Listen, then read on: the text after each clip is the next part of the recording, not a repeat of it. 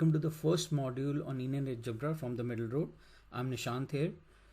The first module would be about 15 minutes. I'm going to be introducing linear algebra. I'll give you an overview of vectors and matrices. Using matrices, and we'll try to understand how to solve a system of linear equations. This is very important. And the series is designed to accelerate towards linear transformation. That is when at least this series will get over. There'll be more. Linear algebra will always continue, but this series gets over on at linear transformation. Talking about references, the major reference for this book, for this module, is Linear Algebra and its applications, David C. K. This is a very good book. If you want to purchase it, it's okay. You should always be having a book. If you want to purchase any other book, that is okay. But if you are referring to these modules, it's always important that you have a textbook, because it gives you a much better understanding of the subject. You have other books which I've used and which I'll be using is Thomas Calculus. This is a very good book for mathematics. Robert Strang, a MIT professor, is very known. He's got a lot of books. I have his book. I'll be using it in and out. But you could refer to MIT OpenCourseWare. He teaches courses in linear algebra. This particular module, I have taken one of these papers, Introduction to Tenors. Just referred a bit from this particular paper, talking about linear algebra and its applications. Doing a study, it comes in linear programming, multiple, when you're looking at outcome scenarios. Today it's done by the computers, but you are understanding mathematically how the solutions are, how you're finding the answers to various variables. Talking about linear algebra and its applications, we're talking about study of vector spaces and linear equations. Now, when we look at why linear algebra is actually required almost every day in your life, it could be right from policies to economic theories to any type in science. When you're looking at output scenarios, you need a lot of variables. For example, the pandemic, you need to know what the output could be. There could be hundreds of variables which you're using. Then it is used in linear programming. So it's very important to understand the roots of linear algebra. Whether you are using data science, you need to have a fair bit of understanding linear algebra.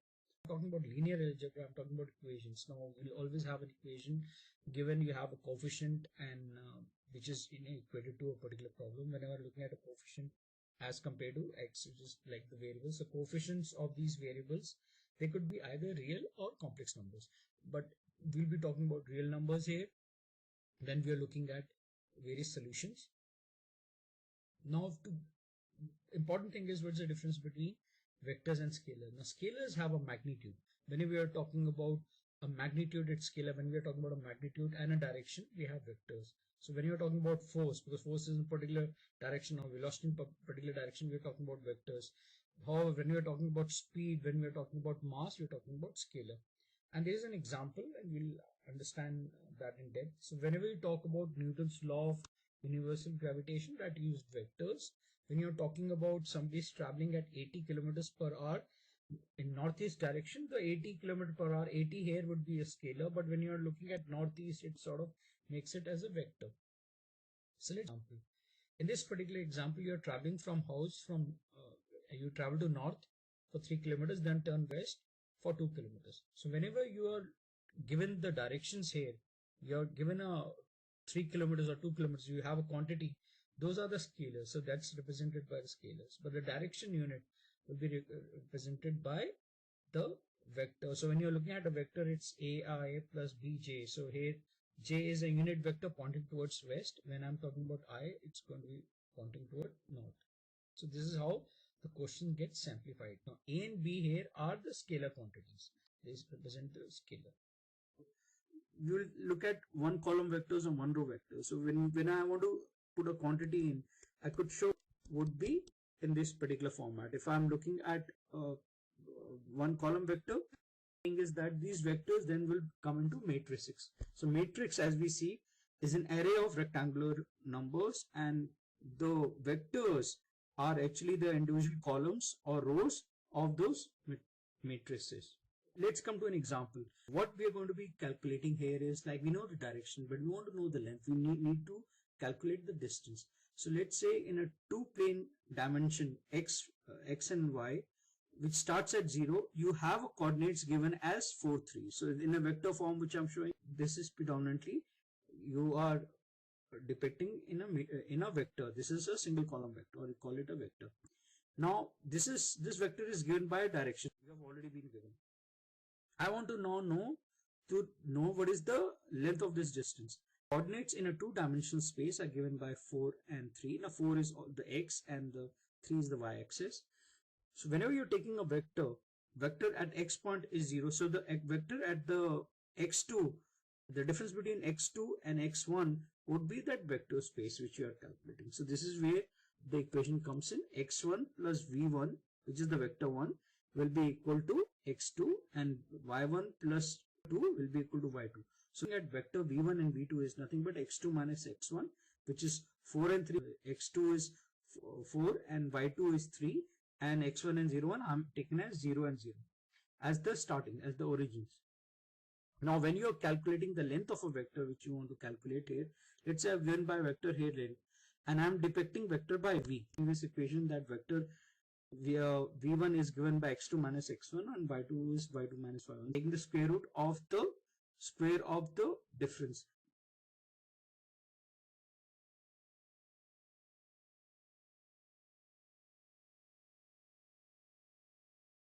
Length of the vector as 5. So this is be calculating the distance.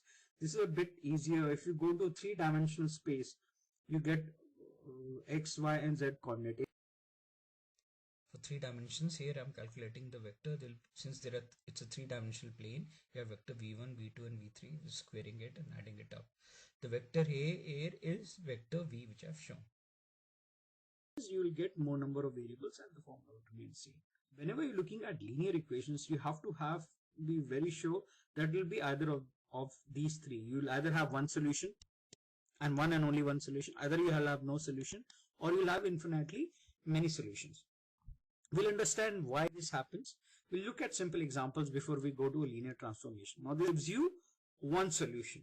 At a matrix, elements which I'll call are, when they're recorded in a rectangular form, it's known as a matrix. Matrix is also the coefficient of different linear equations.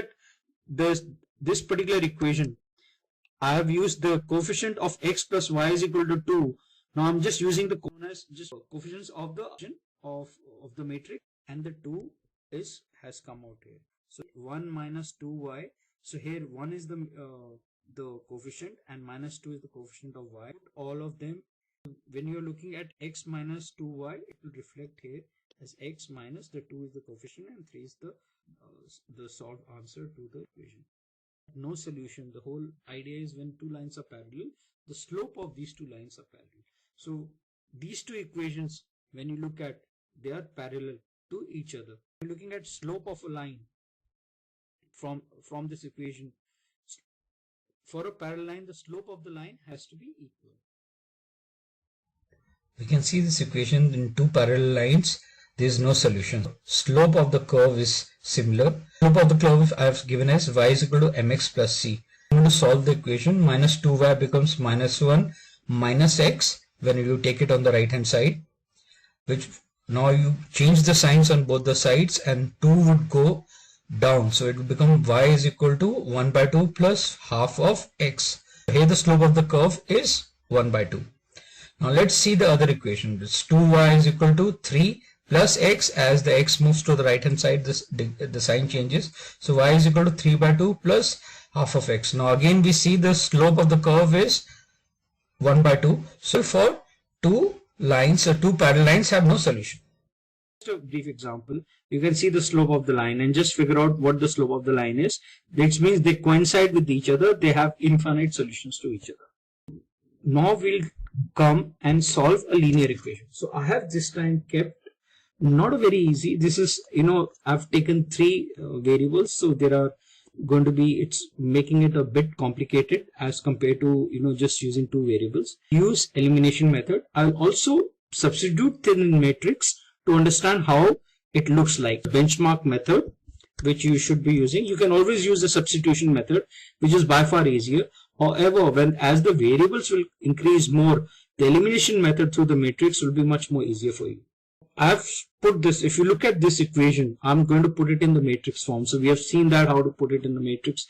It will come as x, the coefficient of x1 is 1. Now in this equation, there is no x1. So therefore the coefficient of x1 is 0, which is what is reflected here.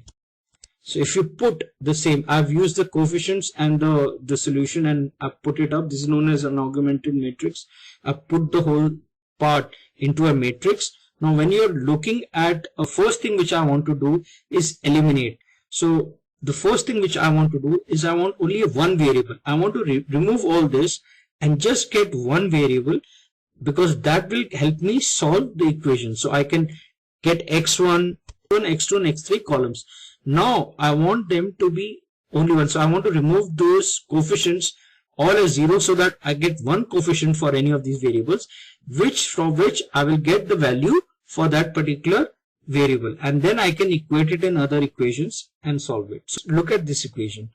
I can subtract, add in whichever way I want, so that I can remove some of the variables. Now if I use these two, I add or subtract these two, I'm actually making the situation more complicated, especially for 2. Let's say if I want to I could subtract 2 from 1, and that would give an equated for equation 1, so that could remove x2. Or other thing which I could also use, I can use the first equation and third, I multiply this equation by 5, which is basically scaling up across 5. I could multiply for the same quantity with all the coefficients and also the solution. It will be predominantly the same thing. We look back, this is the first row. In the first row I multiplied it by 5, so I get 5x1 minus 5x2 plus 15x3 is equal to 35. I have a second equation which is 5, which I've already have 5x1 minus 5x2 plus 3. See the matrix before, we see there was a 5, one coefficient either in x1, x2 and x3 particular system. Now I put in the new coefficients. x1 has disappeared, so it's 0. You have a new coefficient for x2 as minus 3, 14, and with the solution which is as 34 in the column of 34. I'm going to be finding the value of x3. x3 is the easiest to find, because if you look at the equation, x2 minus 3x3 is equal to 2 has got only two variables. We'll multiply the first equation, which would be coming here, which is what I'm writing here, and remove x3, x multiplied by 3 across all the terms. So this becomes 3x2 minus 18x3 is equal to 6. I have the two equations. The first equation, we just add these two equations.